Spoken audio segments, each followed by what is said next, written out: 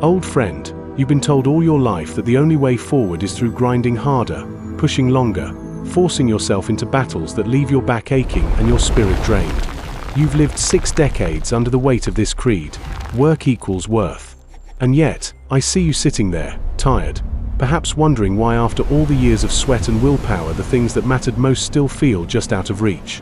I tell you this not to shame you, but to free you, because what you've been taught about effort is not truth, it is conditioning.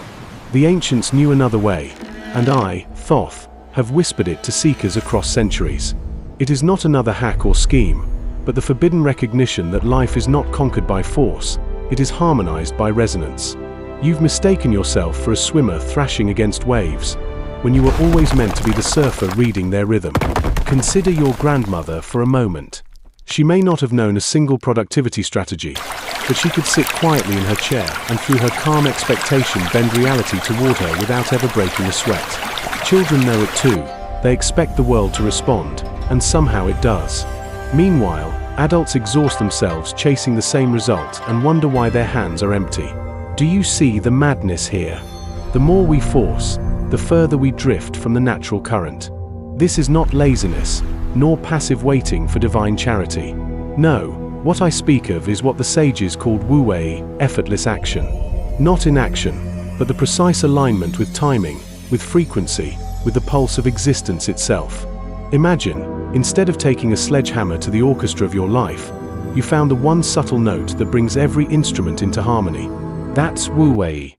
It's not the absence of movement, it's the art of moving so rightly that the world itself carries you. You've lived long enough to know the futility of brute force. You tried to bend others with arguments until voices cracked, to push your career uphill until your breath failed, to fight with your own body as if it were an enemy. But tell me, didn't those efforts only create more resistance? Haven't you noticed that the harder you grip water, the faster it slips through your fingers? Reality is not impressed with force. It responds only to resonance. I watched men in empires raise armies, believing they held power. But the quiet sage in the mountains, who bent like bamboo in storms, endured when all their fortresses crumbled. The oak stands proud, unyielding, until the wind shatters it. The bamboo yields, and because it yields, it survives, even grows stronger. You've been taught to be the oak, but your true nature is closer to bamboo, rooted and resilient, but flexible enough to dance with forces larger than yourself. I know your skepticism, and I honor it. You've seen too many so-called teachers selling shortcuts and telling men like you to simply sit and trust the universe. That counterfeit is poison. The real wisdom is far sterner and far more liberating. True effortless action requires preparation, clarity, discipline refined over years until intention is so sharp it cuts through reality without effort. Think of the master archer. The stillness before the release is not laziness. It holds decades of practice, precise awareness, and the perfect moment of release. The arrow flies true not because he forced it, but because everything was aligned. Now picture yourself again at the ocean's edge. You've lived your life like the swimmer, jaw clenched, arms flailing, convinced the only way across is to outmuscle the sea. Every wave becomes an enemy, every yard a war. And after years, you are exhausted, your body sore, your spirit weary. But just beside you, another enters the same water. She is the surfer. She pauses, she reads, she senses the current beneath the chaos. She chooses her wave and suddenly the same ocean that mocked you lifts her like a chariot. She goes farther in minutes than you did in years. Do you see, old friend, the ocean was never your opponent. It was always your power. This is the principle of polarity at work.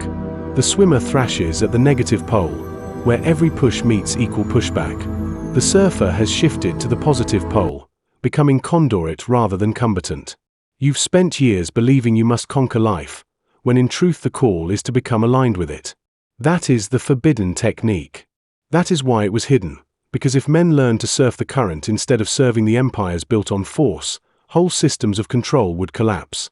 And now, I turn the question to you. Where in your life have you been the oak, stiff and proud, refusing to bend until you crack? Where have you been the swimmer, wasting your breath fighting a current that was never yours to fight?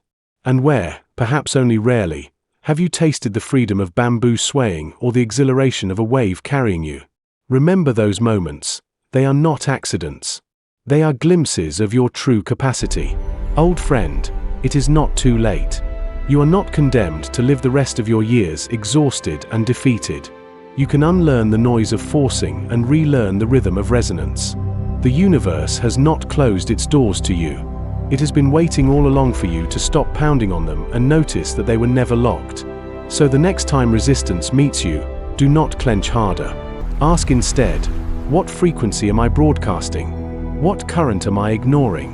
When the world feels heavy, don't try to lift it. Shift your stance and let it move you. You are not broken machinery. You are not an oak destined to crack. You are consciousness itself, older than the storms and wiser than the waves, meant not to fight but to flow. And if you can remember that, truly remember that, you will discover that even now, at this age, you can move further with less effort than you ever believed possible. That, my friend, is why I say to you, stop swimming. Start surfing.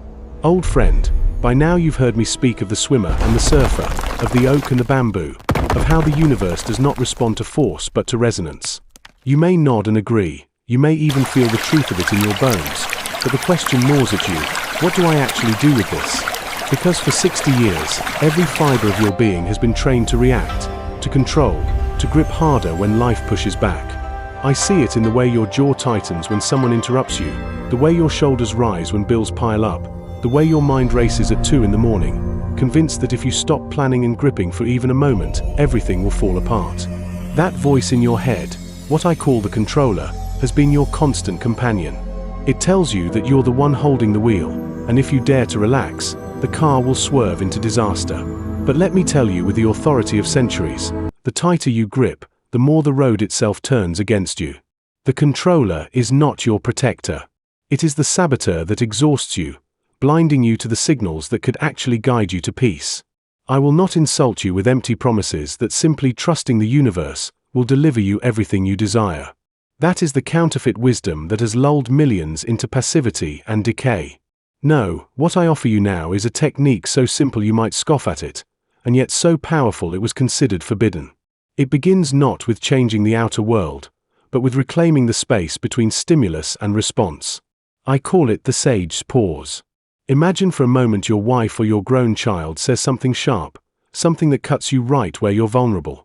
Your blood surges, the words rise in your throat, and your instinct is to snap back with the kind of comeback that will silence them. That is the controller acting, automatic, mechanical, predictable. But in that instant, if you remember to pause, just for 3 slow breaths, you have done something revolutionary.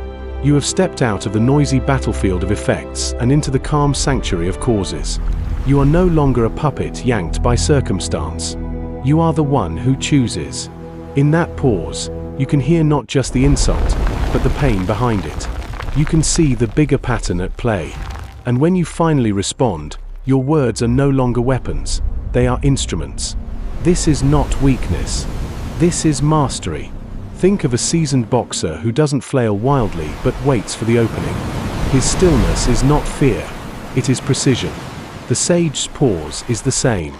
It grants you leverage that frantic reaction never could. I watched a man about your age nearly destroy his marriage because every criticism from his wife lit the fire of his pride. Every fight was oak against oak, and the house shook with their collisions. Then he learned to pause. The next time she lashed out, he said nothing for a long, slow breath. In that breath, he saw her trembling hands, the sadness in her eyes. He realized her words weren't arrows aimed at him, they were distress signals. His reply came softer, steadier, and in that moment, everything shifted. You tell me which man is stronger, the one who shouts first, or the one who commands himself long enough to see the truth. But the sage's pause is only the first tool. Once you've created that sacred space, you must learn to read the signals life is giving you. Think of it as a traffic light system, not the one on your street, but the one embedded in every interaction, every opportunity, every obstacle. Green lights are those moments when everything flows with uncanny ease. You walk into a meeting and conversation clicks, objections melt away, and what felt impossible a week ago is suddenly effortless. That's the universe accelerating in your direction. Your role is not to question it, not to clamp down on it, but to ride it. Push when it's already pushing with you, and you'll find yourself carried farther than you imagined. Red lights, on the other hand, are those grinding moments of friction where every step feels like slogging through mud. Most men double their effort in those moments, convinced that to stop is to fail. But red lights are not defeat, they are information. They're telling you that your internal state is out of tune with what you're demanding. The harder you hammer, the more the world resists. The wise response is not to break the light, but to look inward. What fear, what scarcity, what ego is broadcasting through you right now? Change that state and the red will turn to green without you bulldozing through. Then there are yellow lights, the most misunderstood of all. They are the uncertain spaces, the times when nothing is clearly blocked but nothing is flowing either. This is where your controller panics most, urging you to act, to resolve the tension immediately. But the sage knows yellow lights are opportunities for refinement. They are the universe saying, wait, not yet, the pieces are still aligning. To sit in a yellow light with patience, to keep showing up without forcing an outcome, is perhaps the hardest discipline. Yet it is here that masters are made. A chef knows when to let the stew simmer, a farmer knows when to wait for the rain. You, too, must relearn patience, the kind that listens deeply without falling asleep. Now let me tell you something more dangerous and more liberating. All of this begins not outside but within. The Hermetic law of correspondence teaches, as within, so without. You've spent your life trying to manipulate the without, arguing with bosses, pushing markets, fixing others. But those are effects, not causes. The true battlefield is your internal state. If you walk into a negotiation trembling with fear of loss, you could have the best strategy in the world and still lose. If you sit with a loved one carrying silent resentment, no words of affection will heal. The outer mirrors the inner without exception. I saw a man ruin his own company by micromanaging every detail, convinced nothing could move without him. His fear of losing control created the very chaos he dreaded.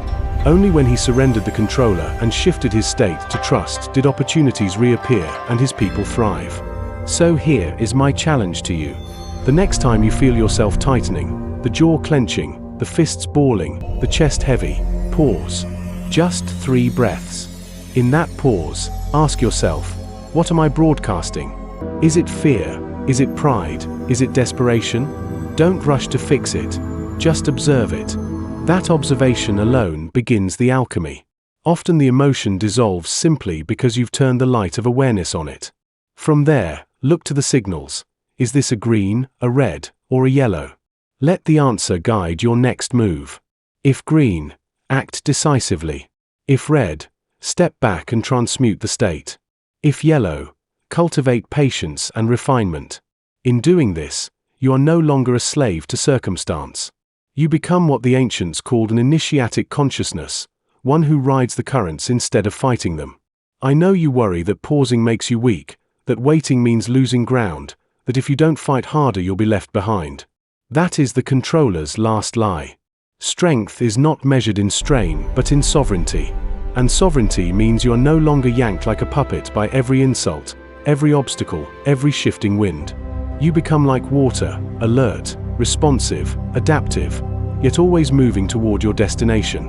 And sometimes, when the storm demands, you can unleash the flood. The key is that it is your choice, not a reflex born of fear. Old friend, you have been a swimmer long enough. You have been an oak long enough. The years left to you need not be wasted in struggle. You can learn, even now, to pause, to read the lights, to shift your inner state and let the river carry you. You are not too old to remember your true nature. You are not the rock battered by the current. You are the current itself.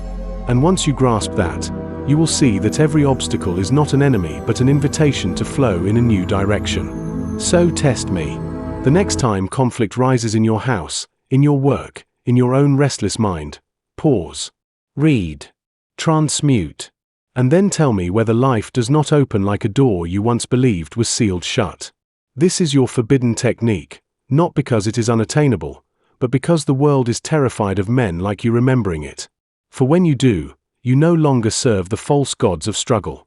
You serve only truth, and truth will carry you farther than effort ever could.